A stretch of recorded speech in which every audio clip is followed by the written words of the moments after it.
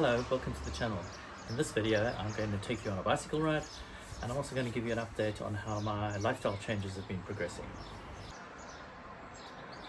But first let me show you my new bicycle rack. I bought a Thule 3 bicycle rack. It goes on the tow bar of my car, so we're going to test that out. This is actually going to be tomorrow since it's raining today, but I'm raring to go.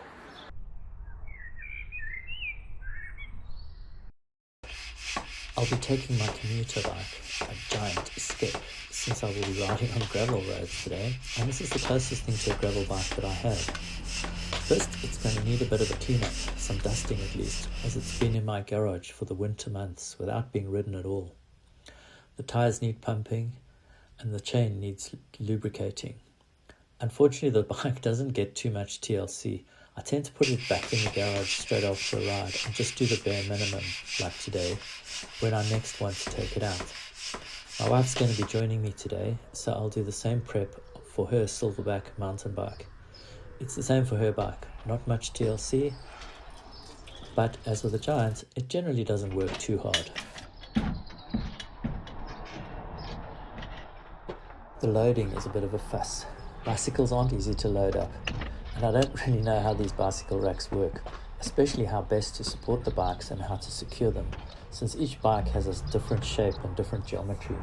I guess I have to be a little creative to make them fit on a bike rack that is supposedly universal.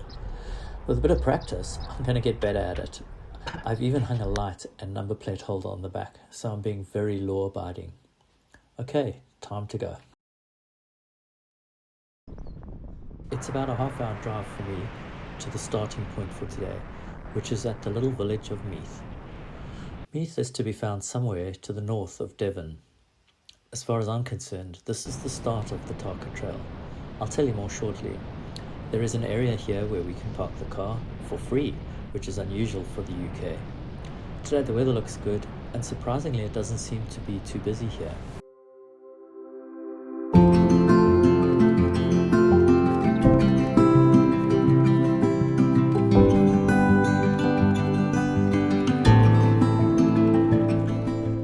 Let's get the bikes unloaded, and then we can get going.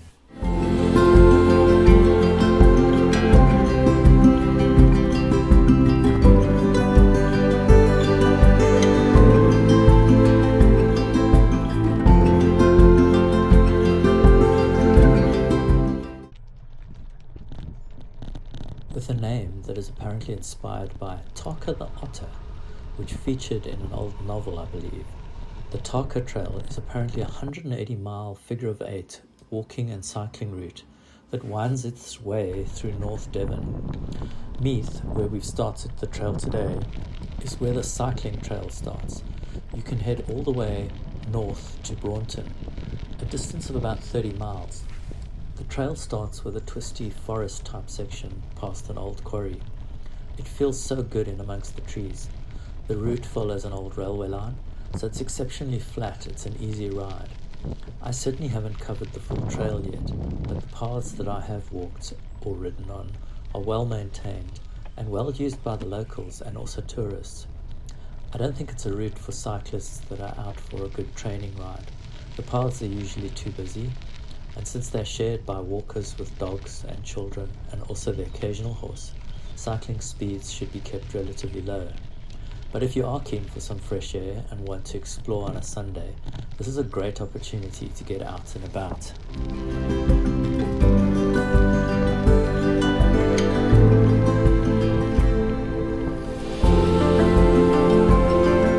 The twisty bits in the trees are fun, but be careful of people coming the other way.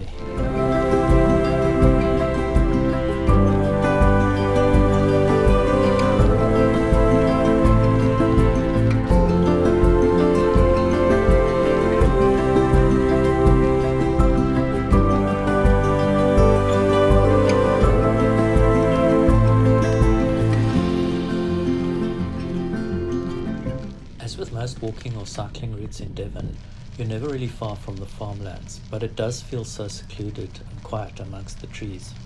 If you're looking for a relaxed and easy ride, then this is definitely the route. There are a couple of sections where you have to cross some roads, so you have to be a bit careful, But for the whole trail, it's free of any kind of motorized transport. Today, none of the gates were closed, so there was no need to stop at all, but that can happen. The rule is to leave the gates as you find them.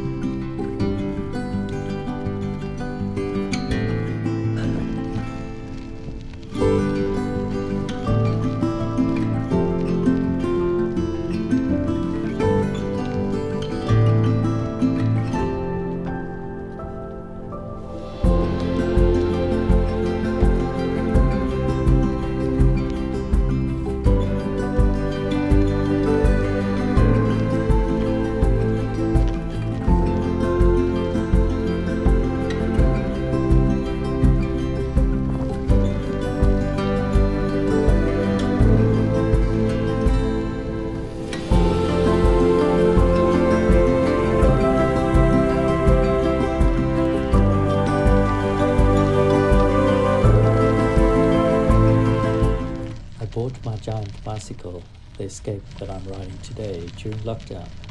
It's very basic, no disc brakes or anything, no fancy components. I think the gearing is 3x5, so it's a good spread for light off-road work, as long as it's nothing too fast. I don't ride it that often, but it works well as a commuter, and for me doubles as a gravel bike. The flat bars give a relaxed, upright riding position.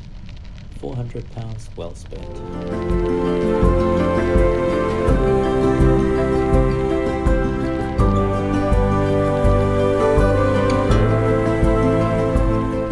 Wow, it really is quiet today. This is so unusual and so nice.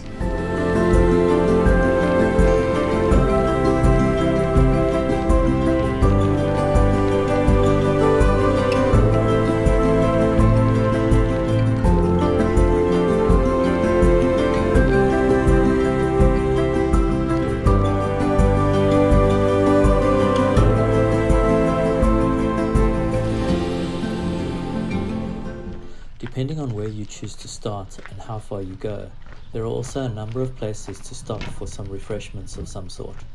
My favorite stop when we start at Meath, it's only about a 10-kilometer ride, is the Yard Orchard Cafe. The people there are friendly, food and drinks are kept simple and fresh. The cafe is also licensed if you're keen on a pint. Seating is outdoors in the garden. It's a good place to stop. The hours do vary depending on the day and the time of year, so do check before you head out.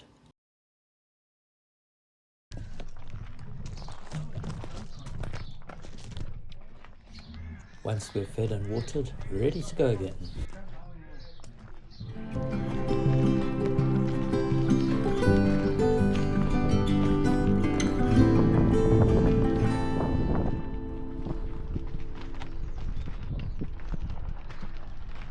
We normally use this as a turning point, and from there head back to Meath to end a gentle ride of around 20 kilometers.